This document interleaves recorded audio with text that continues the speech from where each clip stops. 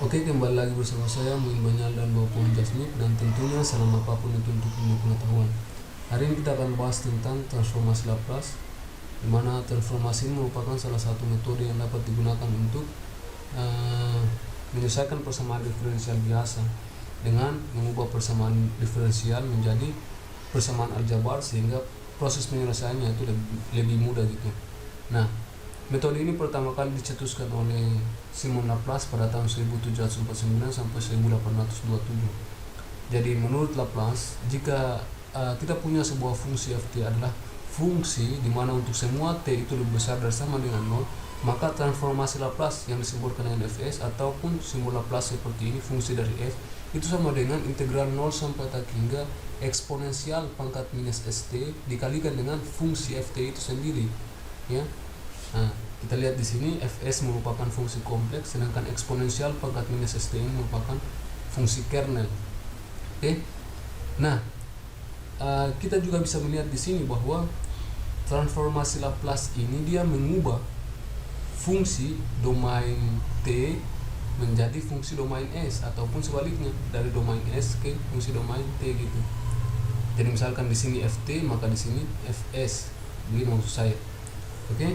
Nah, transformasi Laplace ini disebut transformasi integral karena dia mengubah fungsi dalam satu domain ke domain yang lain dengan melibatkan proses integrasi. Seperti itu, ya. Nah, jadi karena dia mengubah satu fungsi dari satu domain ke domain lain dengan melibatkan proses integrasi, makanya dia biasa disebut juga sebagai transformasi integral gitu. Nah, dan tentunya dia di sini juga melibatkan fungsi kernel. Nah, fungsi kernel itu sendiri merupakan fungsi yang di dalamnya itu mengandung dua variabel yang merupakan domain dari kedua fungsi yang ditransformasikan gitu. Jadi dia mengandung dua variabel fungsi kernel itu, ya, yaitu variabel s dan t, di mana dia merupakan domain dari kedua fungsi yang ditransformasikan, yaitu t dan s. Jadi misalkan di sini w dan di sini z, maka di atas juga menjadi w dan z gitu, minus wz gitu. Begitu maksudnya, ya.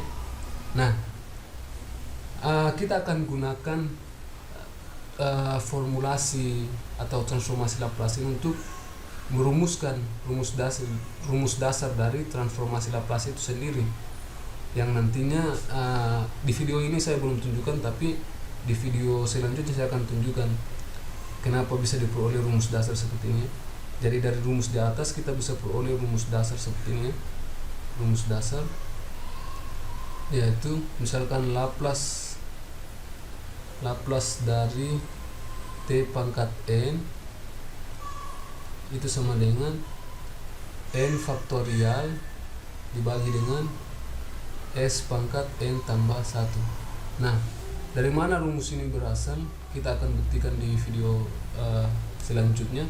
Di video ini saya hanya akan menunjukkan rumus dasar dari transformasi Laplace itu sendiri.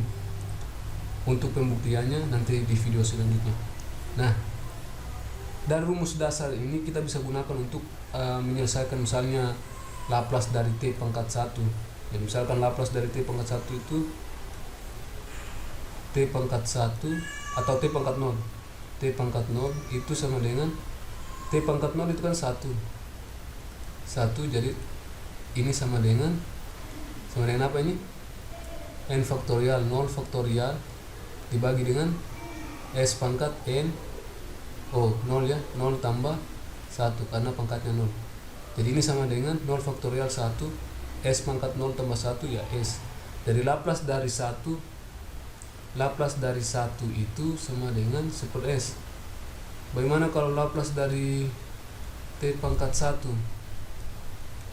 Nah, t pangkat 1 itu sama dengan 1 faktorial dibagi dengan s pangkat 1 ditambah 1. Jadi Laplace dari t itu sama dengan 1 s pangkat 1 tambah 1 s pangkat 2, seperti itu, ya. Nah, kalau Laplace dari t pangkat 2 misalnya, Laplace dari t pangkat 2, maka ini 2 faktorial dibagi dengan S pangkat 2 ditambah 1. Ini sama dengan 2 dibagi dengan S pangkat 3. Begitu seterusnya sampai pokoknya misalnya kamu dapat S pangkat 3, S pangkat 4, S pangkat 5 dan S3, S2, S3, S4, S5 sampai S3 misalnya. Seperti ya. Oke, cukup sekian. Tapi di video selanjutnya saya akan tunjukkan dari mana rumus dasar ini ya. Rumus dasar ini dan membuktikan Laplace dari 1, Laplace dari T, Laplace dari T pangkat 2 dengan menggunakan rumus ini ya. Tapi di video selanjutnya dengan menggunakan rumus ini saya akan buktikan Laplace T pangkat 0, T pangkat 1, T pangkat 2, T pangkat 3 sekalipun dan seterusnya. Oke. Cukup sekian, saya mengingat dan bawa pohon jasmine dan tentunya salam apapun itu untuk ilmu pengetahuan.